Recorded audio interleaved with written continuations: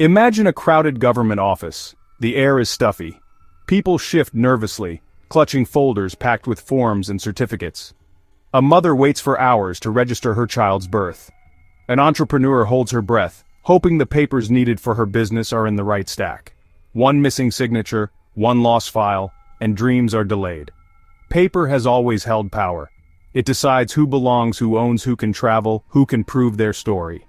Passports, deeds, diplomas, licenses, all these crucial documents are managed by distant authorities who hold the keys to our lives. We trust faceless clerks in government buildings to keep our records safe. Sometimes, a single piece of paper changes a life forever. But papers can be lost, forged, or stolen. Fire, flood, or bureaucracy can erase a person's past in an instant. Yet for centuries we have had no choice. Until now. September 30th will be remembered as more than just the last day of the month. It marks the symbolic end of an era. The era ruled by centralized papers and documents. On this day, nations, companies, communities across the globe begin their shift to decentralized, blockchain-based systems. The world watches as the first paperless country announces an official change. All records move to a public, tamper-proof ledger. This turning point did not appear out of thin air. It is the result of years of technological breakthroughs, social movements, a growing demand for fairness. For many, September 30th feels like the first day of a new age, a world where no single authority decides who you are, what you own, where you belong. The gates of bureaucracy creak open, letting in the sunlight of transparency and freedom. People celebrate in the streets. Entrepreneurs, artists, students, citizens open digital wallets for the first time. A father in Nairobi registers his newborn's birth from his phone. A grandmother in Lima retrieves her land title, her hands trembling with hope. Trust shifts from locked offices to open networks. September 30th is more than a date. It is a signal to the world. The future is decentralized and it begins now. Let's break down decentralization. Imagine a world, a single boss bank office controlling everything. Instead, everyone has a copy of the rules and plays by them together. Think of it as a giant group project where everyone keeps notes, and no one can erase or change the past without everyone else knowing. Centralized systems are like a tree with one thick trunk. All the branches depend on that trunk. If the trunk fails, everything collapses. Decentralized systems are like a forest. Countless trees, roots intertwined, each one strong on its own but also part of the whole. There is no single point of failure. In digital terms, decentralization means information and control are spread out. No single company government server owns your data. Instead, it lives on many computers at once, each watching the others. It's much harder to cheat, steal, or destroy anything. This change is more than technical. It is a shift in power, giving ordinary people a say in the systems that shape their lives. Picture a notebook that everyone in your neighborhood shares. Every time someone makes a deal or signs a contract, the event is written in the notebook for all to see. No one can tear out a page or scribble over an old entry. If someone tries, the rest notice and reject the change. That notebook is a metaphor for blockchain. Blockchain is a digital ledger, a record book that lives everywhere and nowhere at once.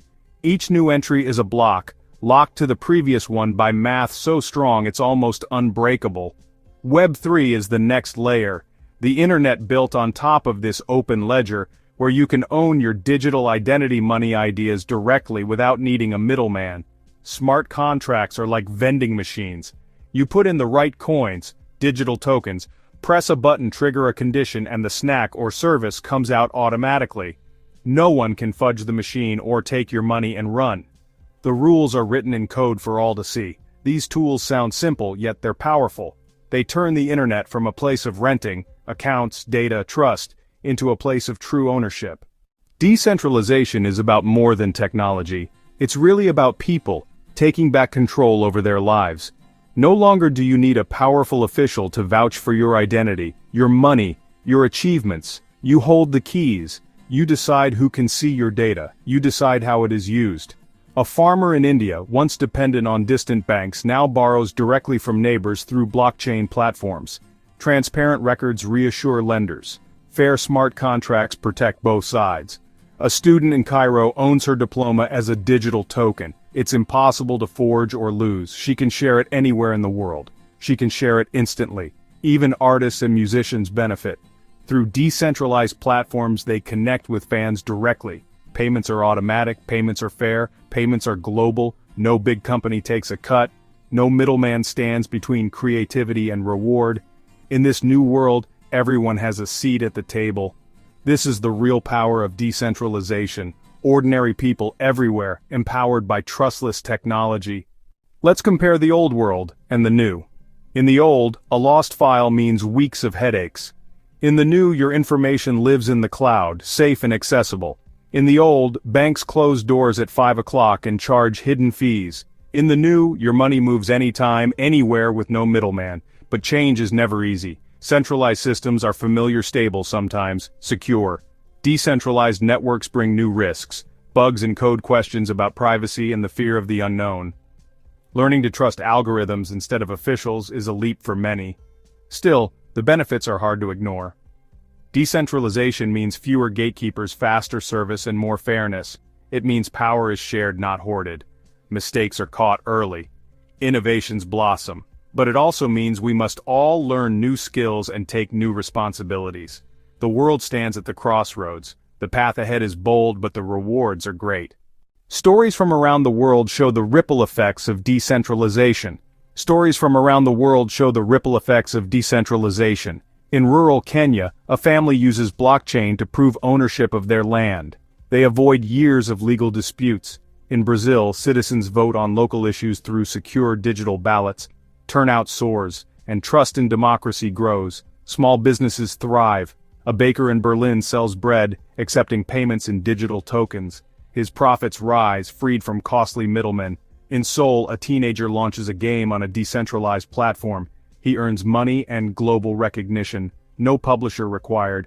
Artists in Lagos release music directly to fans, keeping all their earnings. Refugees fleeing war carry their identity in a digital wallet, crossing borders without fear of losing papers.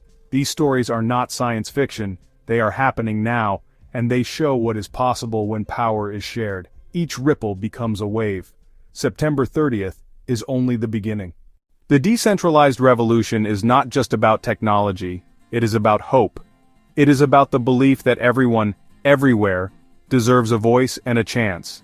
September 30th is only a date, but it carries the promise of a world where trust is not given, but earned.